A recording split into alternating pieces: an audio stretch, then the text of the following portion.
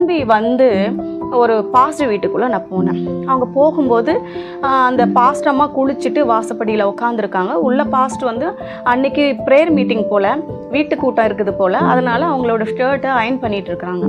நான் போகும்போது ஏதோ ஒரு பொண்ணுன்னு பேசிகிட்டு இருக்கிறாங்க. என்ன பேசுகிறாங்க, எதை யாரை குறித்து பேசுகிறாங்கன்னு எனக்கு தெரியாது.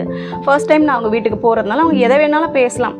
நான் போய் இங்கேருந்து அவங்க பெரியவங்களா சின்னவங்களா எவ்வளோ பெரியவங்களா இருப்பாங்களான்னு எனக்கு தெரியல. அதனால் பொதுவாக அம்மா அப்படின்னு சொல்லி நான் கூப்பிட்ட உடனே என்னை திரும்பி பார்த்து கொஞ்ச நேரம் உத்து பார்த்துட்டு அந்த பாஸ்டர் கிட்ட கூப்பிட்டு சொல்கிறாங்க, ஏங்க நான் சொன்னேன் இல்லைங்க இந்த பொண்ணு வந்து நிற்கிது பாருங்க அப்படின்னு சொல்லிட்டு சொல்கிறாங்க. எனக்கு அதை பார்த்த உடனே பயங்கர பயம் ஆயிடுச்சு. என்னதான் ஏதோ சொல்கிறாங்க, என்ன அப்போ ஒருவேளை நான் இப்போ விட்டு வந்தனே அந்த வீட்டுக்கு தெரிஞ்சவங்களா இருக்குமோ என்று சொல்லி பயந்து திரும்ப ஆரம்பித்த உடனே பின்னாடி ஒரு சகோதரன் வந்துட்டு இருக்கிறாரு. அந்த பொண்ணை பிடிங்கன்னு சொல்லிட்டு சொல்கிறாங்க. எனக்கு இன்னும் பயம் ஜாஸ்தியாகி கை காலெல்லாம் உதற ஆரம்பித்து விட்டது. இந்த நேரத்தில் என்ன நடந்தது, என்னை உள்ளே அழைத்து கொண்டு வந்து என்னை விசாரிக்க ஆரம்பித்தாங்க. எதுக்காக எங்கள் வீட்டுக்கு வந்தீங்க, ஏன் திரும்பி போகிறீங்க, எங்களை பார்த்தா அவ்வளோ பயமாவா இருக்குது, நாங்கள் ஒன்று எதுவுமே பண்ணலையேவான்னு சொல்லிட்டு கேட்டாங்க.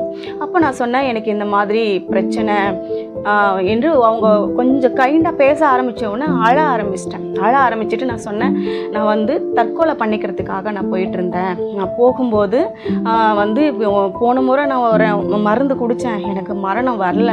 இந்த முறை என்ன எப்படி மரணிக்கலான்னா, என்னுடைய உடம்புல பெரிய கல்லை கட்டிக்கிட்டு நான் தண்ணியில் குதிச்சிடணும், நான் மேலே கூட வரக்கூடாது, யாருக்கும் தெரியக்கூடாது, மீன்களுக்கு உணவாய் நான் அப்படியே அந்த கிணற்றுக்குள்ளேயே இருந்து விடணும் அப்படிங்கிற ஒரு முடிவோடு தான் நான் போனேன். எனக்கு வாழ பிடிக்கல, எனக்கு யாரும் இல்லை, நான் தொலைஞ்சி போயிட்டேன், எனக்கு அப்பா அம்மாலாம் இல்லை, யாரும் என்னை தேடலை, என்னை மறந்துட்டாங்கன்னு சொல்லி மிகவும் அதிகமாக அழ ஆரம்பிச்சிட்டேன்.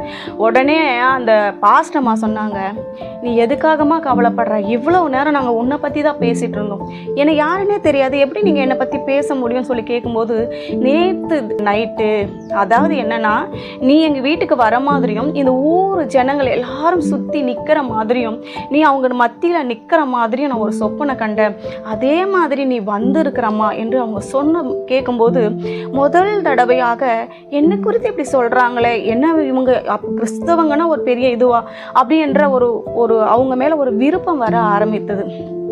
அதே போல் ஒரு வாரம் கழித்து அந்த சம்பவம் நடந்தது. எனவே தேவ பிள்ளைகளை, கர்த்தர் அந்த நேரத்தில் எனக்கு ஒரு வசனத்தை கொடுத்தாரு. அவங்க வீட்டில் இருக்கும்போது நான் அதை படித்தேன். அவங்களுக்காக அந்த வசனத்தை படித்து காட்ட விரும்புகிறேன். ஸ்திரீயானவள் தன் கர்ப்பத்தின் பிள்ளைக்கு இறங்காமல் தன் பாலகனை மறப்பாளோ, அவர்கள் மறந்தாலும் நான் உன்னை மறப்பதில்லை என்று